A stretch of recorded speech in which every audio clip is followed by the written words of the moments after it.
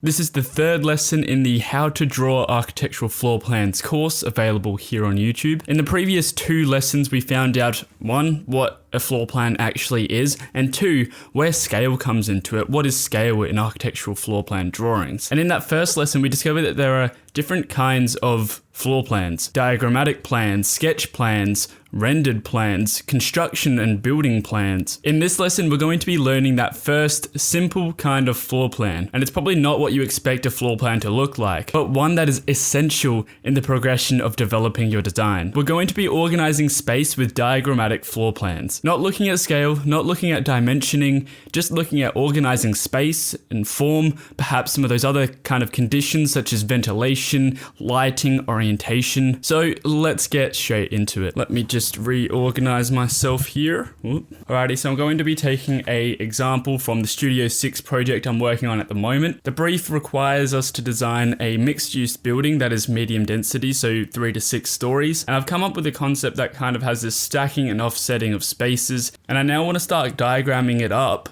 to figure out how the spaces relate to each other, what kind of relationship they have with each other, and how the building kind of flows as one building rather than just individual spaces. So the way I usually seem to work is I'll have just a stack of paper, a stack of A3 paper, and I'll just start overlaying them over the top of each other because I can easily see through it. I don't need to use trace. Trace is bloody expensive. If I do use trace, I'm using baking paper. That's one of my hacks in my free course for you. If you want to check that out up there, go for it. So I just grab a stack of paper, bond paper, printer paper, whatever you want to call it, and just I'll overlay it over the top of each other. And I'll start working. So I've got my pens here. Let's start diagramming out what this space is going to look like. So I'm thinking on the north side, I guess in South Australia here, or in Australia in the southern hemisphere, the sun or the best orientation for a building is to be facing north. And so if we put north up the page, what's the best aspect ratio of a building? Because I'm kind of looking at having a sustainable building. I want it to be passively heated, passively cooled. That's got to do... This bird's just screaming out there.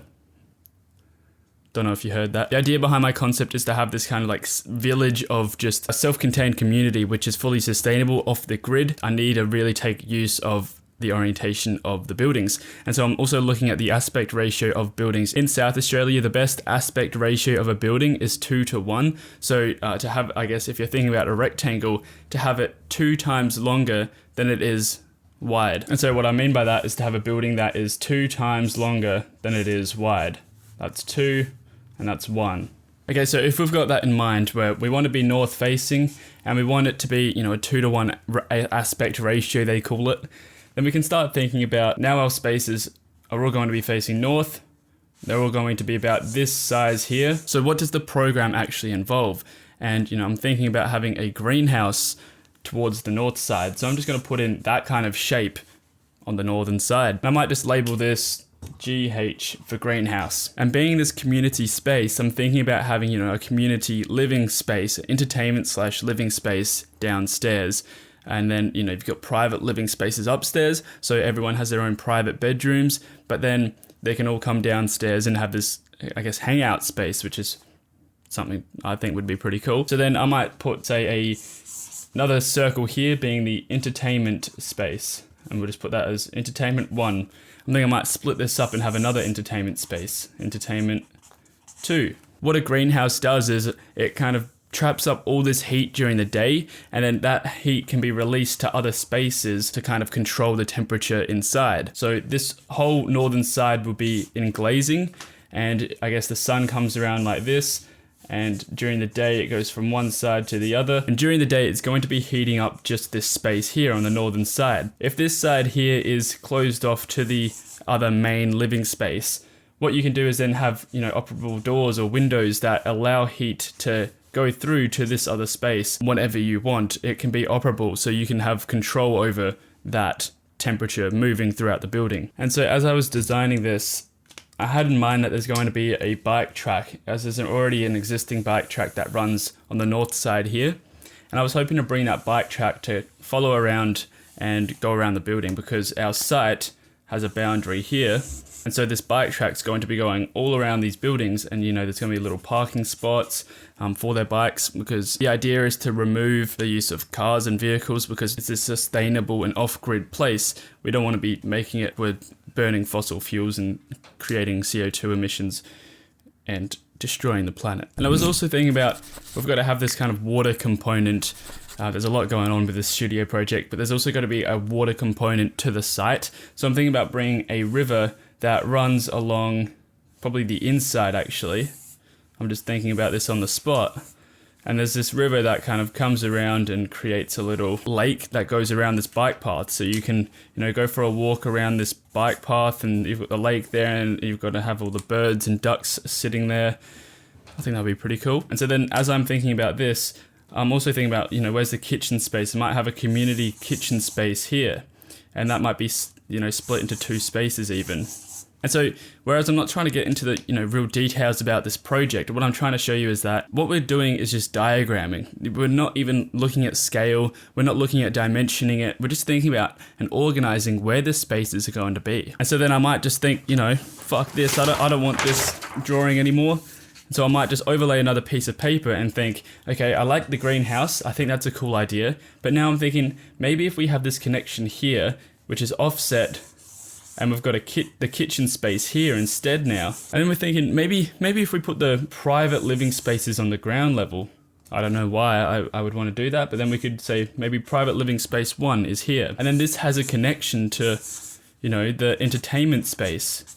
And then there's another connection to the private living space 2. And so really all we're just looking at is, how can we organize these spaces to have a connection with one another that is, logical, that has some kind of flow, and it's not just a mess of putting places anywhere you want. It's by, considering how the places are going to be, ventilated, and how are the places going to be heated and cooled during the day from the sun? What are the surrounding buildings like? How is the surrounding context affected by these decisions? Is the surrounding context overshadowing these kind of spaces? And you can come back to these drawings and you can start diagramming out different things. And I think one key thing to note here is that you shouldn't just be working in a plan view. It's also good to, chuck on another piece of paper over the top of this, and then just start working in section.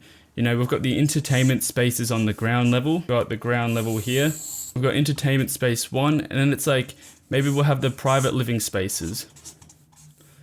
And we can have a couple of them. I'm not looking at structure, I'm not looking at dimensioning, I'm not looking at scale. I'm just thinking of, how is this going to work? And then maybe there's a little offset part here, and this can be, the kids' bedroom. And then it creates this little green space where you've got little trees, and there's all this grass and greenery here. And then perhaps under here you'll have a column that sticks up because that has to hold up somehow. And, this creates a nice outdoor space here. The question then arises, like, what do we do with this void here? What can we do there? And really, it's just about doing quick sketches, quick diagrams to get your creativity flowing, to, create opportunities for yourself. I would also then be getting into SketchUp, and then I would start, putting out these buildings and modeling them up and seeing what kind of spaces come from these ideas. The idea is definitely not to have perfect spaces. It's not about having a perfect design from these diagram sketches, but this is just, an initial strategy to get you started, to get that creativity flowing, to get you just drawing, just quickly drawing and quickly getting down ideas. That's what architecture is all about. It's about iteration and developing ideas over time, rather than just coming up with, here's my idea, here's my concept, it's the first thing I thought about, let's roll with that. That's not what architecture is about. It's about thinking of something originally, scrapping that completely, or just start layering over trace paper or other paper, and just keep on developing and progressing and coming up with something that is feasible, not necessarily perfect, but just something that works. And sketching these diagrammatic floor plans in sections is a great place to start. So then once we know the programs involved, we know how they correlate to each other. Maybe we've said, okay, I like this idea and we're going to roll with this. We might have done, a couple more drawings of this in floor plan, and then we might have thought, okay, let's roll with this. Then we'll get into the sketch plans. At that point, we'll then be looking at scale. we'll be trying to dimension it up a bit, and we'll be trying to detail up the spaces a little bit more. That's going to be in the next lesson, so do stick around for that next video coming out soon. Thank you so much for watching this one. I really hope it's been helpful just to open your mind to, some of the quick sketches and the quick ideas that you should be getting out at the start of a project. It shouldn't be straight into AutoCAD or Revit trying to model up an exact building with dimensions. It should be these free-flowing sketches, these free-flowing diagrams that are just to get your creativity flowing. Thank you guys so much once again. If you have any comments, always please do feel free to send them down below in the comment section. And while you're down there, please do leave a like. Make sure you subscribe so you don't miss out on the future videos coming out for this series. And I'll see you in the next video. Take care.